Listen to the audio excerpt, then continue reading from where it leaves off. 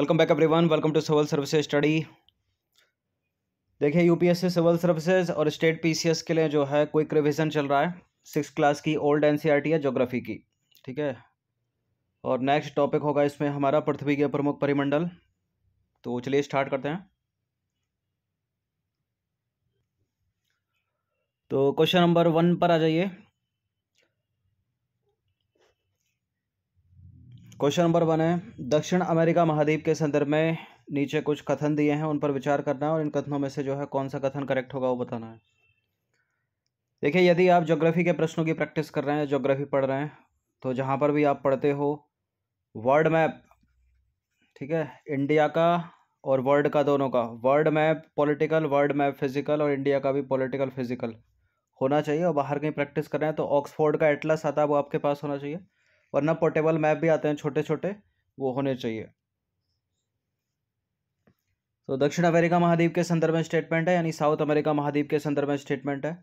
देखिए, इस महाद्वीप के पूर्व में प्रशांत महासागर, पश्चिम में अटलांटिक महासागर स्थित है और विश्व की सबसे लंबी पर्वत श्रृंखला जो एंडीज है वो इसके उत्तर से लेकर दक्षिण की ओर फैली है।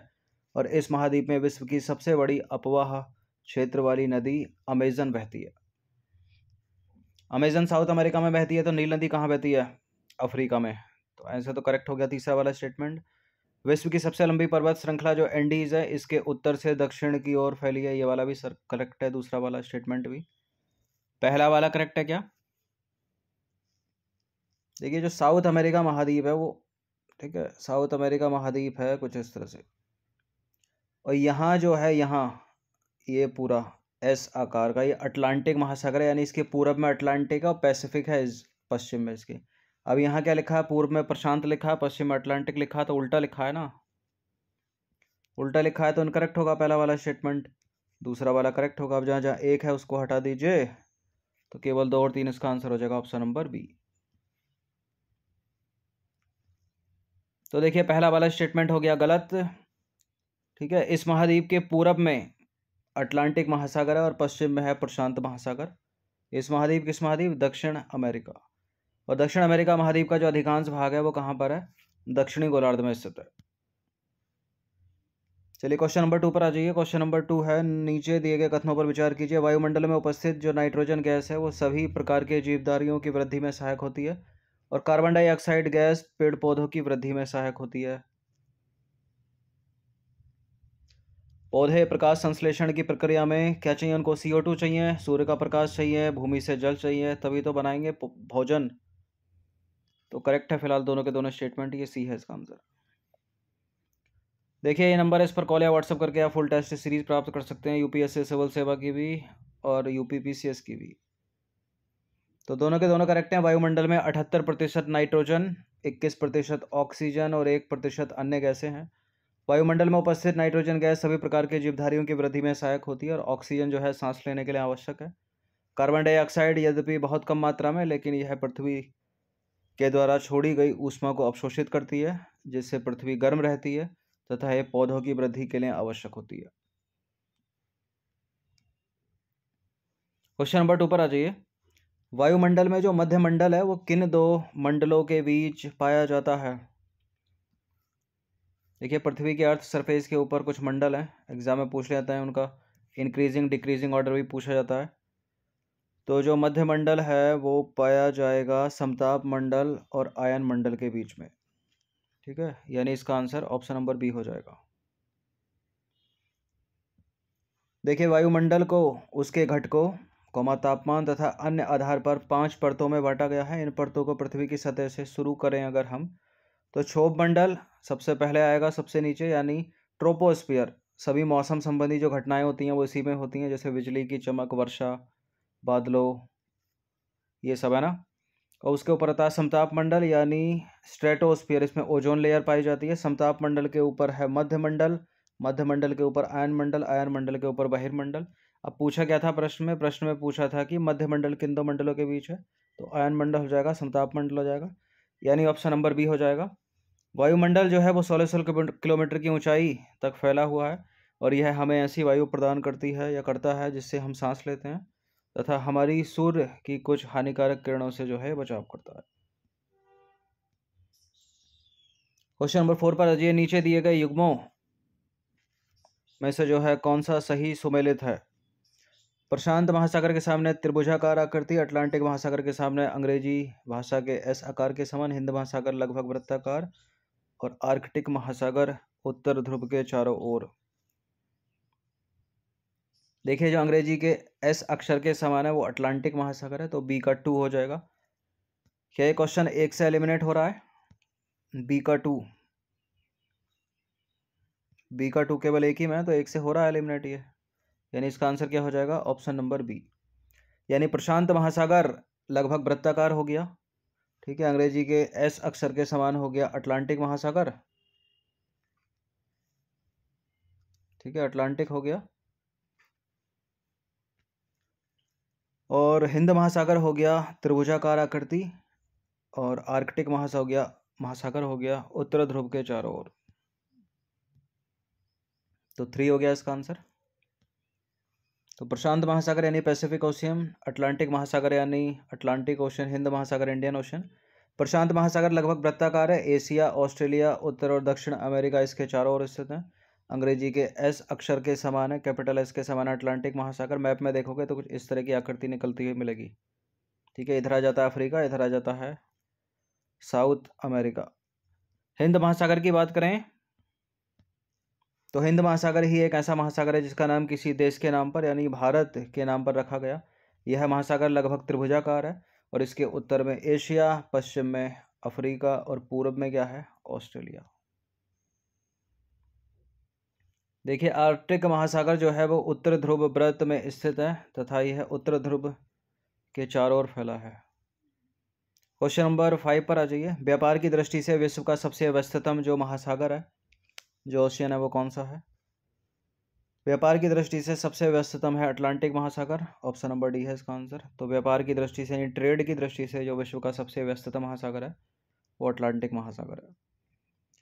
क्वेश्चन नंबर 6 पर आ जाइए। नीचे दिए गए कथन कारण वाला ये सवाल है, कथन है ये, कारण है, व्याख्या करेगा, तो ये होगा, दोनों सही होंगे, व्याख्या करेगा ये होगा, दोनों सही होंगे, व्याख्या नहीं करेगा ये होगा। कुछ सही गलत स्टेटमेंट होगा तो सी और डी में से आंसर दिए जाएंगे। तो कथन क्या है?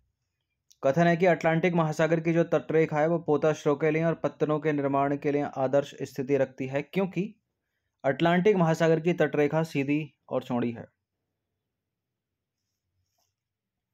देखिए अटलांटिक महासागर की जो तटरेखा है वो दंतुरित है, ठीक है, यानी कटी फटी है, सीधी चौड़ी नहीं है, गलत है।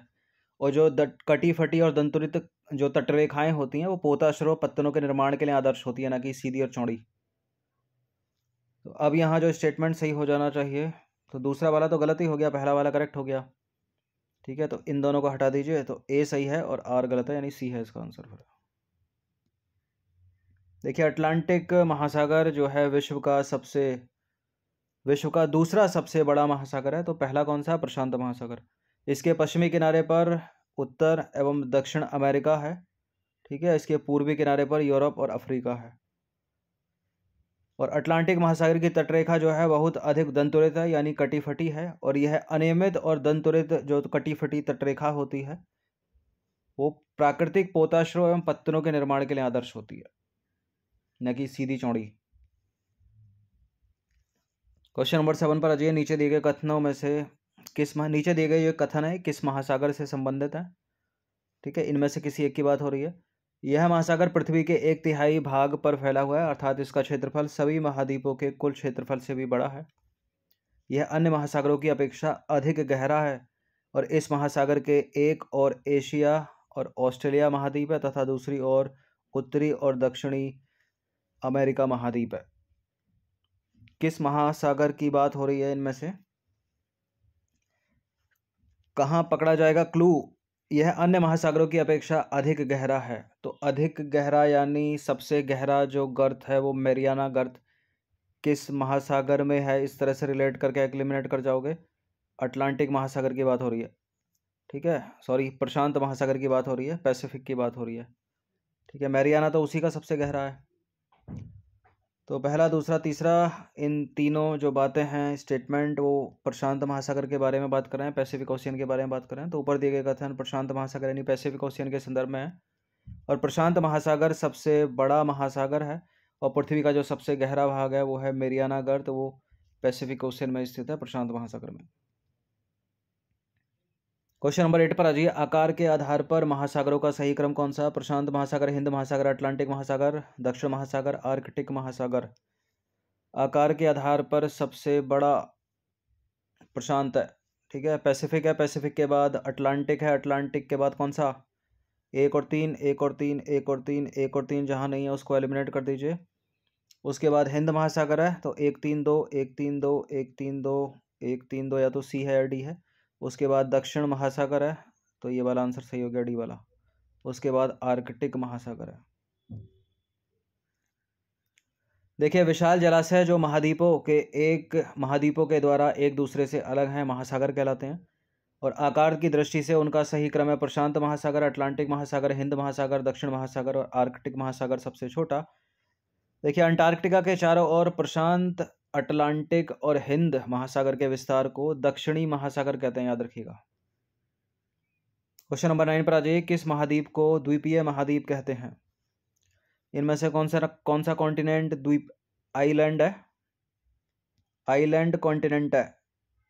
उत्तरी America, Antarctica, Europe, Australia. Australia D है इसका आंसर। देखिए, ऑस्ट्रेलिया महाद्वीप को द्वीपीय महाद्वीप यानी आइलैंड कॉन्टिनेंट कहा जाता है। यह चारों तरफ से महासागरों एवं समुद्रों से घिरा हुआ है। और ऑस्ट्रेलिया विश्व का सबसे छोटा महाद्वीप है, जो कि पूरी तरह से जो है साउथ गोलार्ध में स्थित है, दक्षिणी गोलार्ध में स्थित है। और यहाँ जो क्रिसमस है वो गर्मी में मनाया जाता है, ठीक है। गर्मी में मनाया जाता है जब होता है साउदर्न सोल्स्टिस, पढ़ाया होगा मॉर्निंग में। क्वेश्चन नंबर 10 पर आ जाइए। अंटार्कटिका महाद्वीप के संदर्भ में नीचे दिए गए कथनों में से कौन सा कथन सत्य है? देखिए, इसका क्षेत्रफल यूरोप और ऑस्ट्रेलिया के सम्मिलित क्षेत्रफल से अधिक है, यानी दोनों का क्षेत्रफल मिला दिया जाए तो उनसे भी अधिक है ये अंटार्कटिक महाद्वीप का क्षेत्रफल। पहला स्टेटमेंट ये बोल रहा है। दक्षिणी ध्रुव इस महाद्वीप के पूर्वी किनारे पर स्थित है और यहाँ किसी भी प्रकार का स्थायी मानव निवास नहीं है। कोई नहीं रहता क्या वहाँ पर? पेंगुइन तो रहते हैं, लेकिन मानव निवास नहीं है, स्थायी मानव निवास, ठीक है, करेक्ट है डी। और इसका क्षेत्रफल यूरोप और ऑस्ट्रेलिया के सम्मिलित क्षेत्रफल से अधिक है, ये पहला वाला भी सही है। ये दूसरा वाला स्टेटमेंट गलत हो जाता है, जहाँ जहाँ 2 है उसको हटा दीजिए, ठीक है। दक्षिणी ध्रुव इस महाद्वीप के पूर्वी किनारे पर नहीं है, मध्य में है, तो केवल 1 और 3 सही है, दूसरा वाला स्टेटमेंट गलत है। अंटार्कटिका एक बहुत बड़ा महाद्वीप है जो कि दक्षिणी गोलार्ध में स्थित है। दक्षिणी ध्रुव इस महाद्वीप के मध्य में स्थित है, न कि पूरब में। चूंकि यह दक्षिण ध्रुव में स्थित है, इसलिए यह हमेशा मोटी बर्फ की परतों से ढका हुआ रहता है। और बहुत से देशों के शोध केंद्र जो है यहाँ पर स्थित हैं। भारत के भी शोध केंद्र यहाँ हैं। कौन कौन से? मैत्री और दक्षिण गंगोत्री। क्वेश्चन नंबर 11 पर आ जाइए। जब जलमंडल में जल की कौन सी अवस्थाओं को सम्मिलित किया जाता है? जलमंडल में जल, बर्फ, जलवाष्प, सभी को तो सम्मिलित करेंगे, डी है इसका आंसर, ठोस, द्रव, गैस। देखिए, पृथ्वी के बहुत बड़े भूभाग पर पाया जाता है,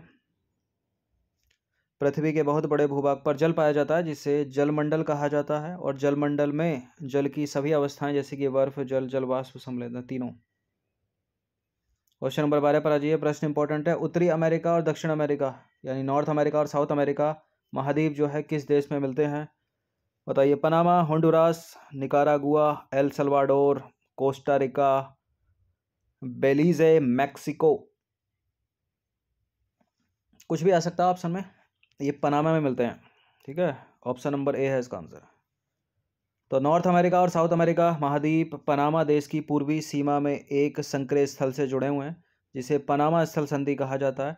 तथा यह स्थल संधि अटलांटिक महासागर को प्रशांत महासागर से अलग करती है, ये जो संधि है। क्वेश्चन नंबर 13 पर आ जाइए। बहुत पूछा गया प्रश्न। एशिया को अफ्रीका से अलग करने वाली नहर का नाम क्या है? सुएज कैनाल, सुएज नहर। देखिए, मिस्र के सिनाई प्रायद्वीप में बनाई गई जो सुएज नहर है वो विश्व की सबसे बड़ी कृत्रिम नहर है। और यह नहर भूमध्य सागर को लाल सागर से जोड़ती है, यानी मेडिटेरियन सी को रेड सी से जोड़ती है। कौन कौन से देश भूमध्य सागर से सीमा बनाने वाले, लाल सागर से सीमा बनाने वाले, कई बार बताया है, पता होना चाहिए, एग्जाम में कभी भी पूछा जा सकता है। एशिया महाद्वीप को अफ्रीका महाद्वीप से अलग करती है, ठीक है। तो एशिया महाद्वीप को अफ्रीका महाद्वीप से अलग करिए सुएज कैनाल, और लाल सागर को भूमध्य सागर से जोड़ी है सुएज कैनाल। 1869 में इस नहर को जहाज़ों के आवागमन के लिए खोल दिया गया, जिसके कारण यूरोप और एशिया के बीच की दूरी बहुत कम हो गई, वरना घूम के जाना पड़ता था। नंबर 14 पर आ जाइए। वह कौन सा महाद्वीप है जिससे होकर कर्क रेखा, मकर रेखा और विषुवत रेखा तीनों गुजरती हैं? यानी tropic of cancer, tropic of Capricorn और इक्वेटर लाइन। 0 डिग्री, 23.5 डिग्री दक्षिणी अक्षांश, 23.5 डिग्री उत्तरी अक्षांश अफ्रीका महाद्वीप है जिससे होकर ये तीनों रेखाएं गुजरती हैं। किन किन देशों से होकर गुजरती हैं ये भी इंपॉर्टेंट है, पूछ लिया जाता है। तो अफ्रीका विश्व का एक ऐसा महाद्वीप है जिससे होकर तीनों रेखाएं गुजरती हैं। अफ्रीका जो है एशिया के बाद विश्व का दूसरा सबसे बड़ा महाद्वीप है, और यही एक ऐसा महाद्वीप है जिससे होकर कर्क रेखा, मकर रेखा और विषुवत रेखा तीनों रेखाएं गुजरती हैं। विषुवत रेखा या 0 डिग्री अक्षांश या इक्वेटर लाइन इस महाद्वीप के लगभग मध्य से होकर गुजरती है। क्वेश्चन नंबर 15 पर आ जाइए। एशिया तथा यूरोप को अलग करने वाली स्थलीय संरचना में शामिल है यूराल नदी, यूराल पर्वत, काकेकस पर्वत, कौन कौन है? एशिया तथा यूरोप को अलग करने वाली स्थलीय संरचना यूराल पर्वत है एक, यूराल नदी भी है, काकेकस पर्वत भी है, तीनों के तीनों हैं, डी है इसका आंसर उपरोक्त सभी। देखिए यूरोप और एशिया जो है एक ही भूभाग के रूप में दिखाई पड़ते हैं। जो यूराल पर्वत, काकेकस और यूराल नदी के द्वारा एक दूसरे से अलग होते हैं, पर व्यापारिक रूप से यूरोप और एशिया को दो अलग महाद्वीप ही समझा जाता है। ठीक है, यूरोप एवं एशिया के संयुक्त भूभाग को यूरेशिया यानी यूरोप और एशिया कहा जाता है। ठीक है,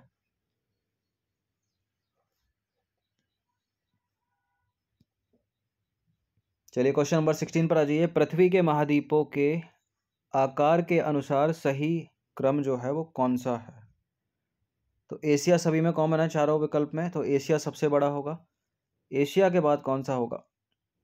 एशिया के बाद क्या अफ्रीका होगा? उसके बाद उत्तरी अमेरिका, दक्षिणी अमेरिका और सबसे छोटा कौन सा होगा? यूरोप। या फिर एशिया, यूरोप, अफ्रीका, एशिया, उत्तरी अमेरिका, क्या है इसका आंसर? इसका आंसर सी ही है।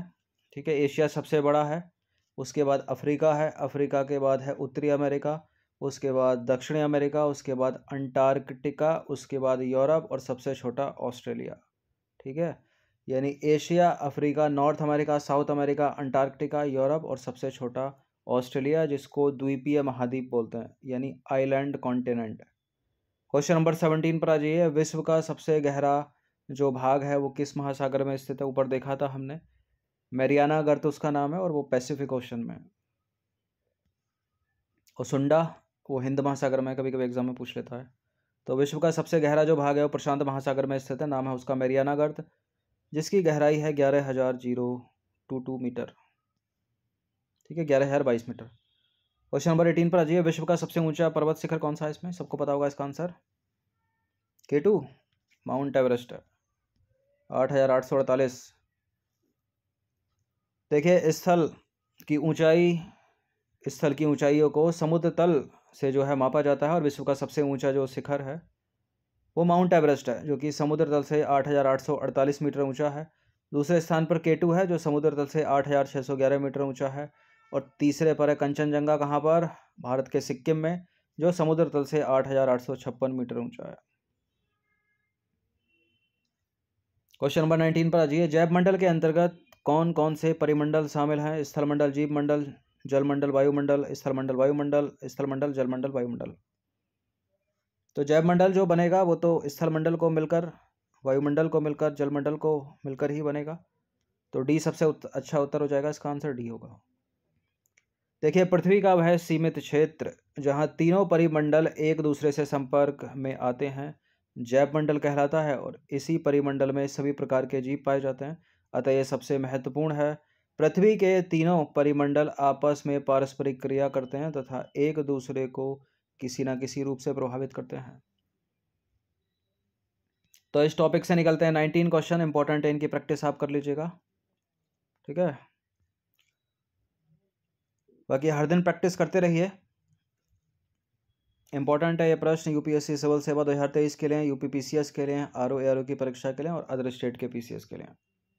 स्टैटिक जीके है जो कभी नहीं बदलती, बहुत कभी सालों में एक आध कुछ चेंज आया तो करंट से रिलेट करके चेंज होगा। ठीक है, और सबसे ज़्यादा वेटेज भी इनका रहता है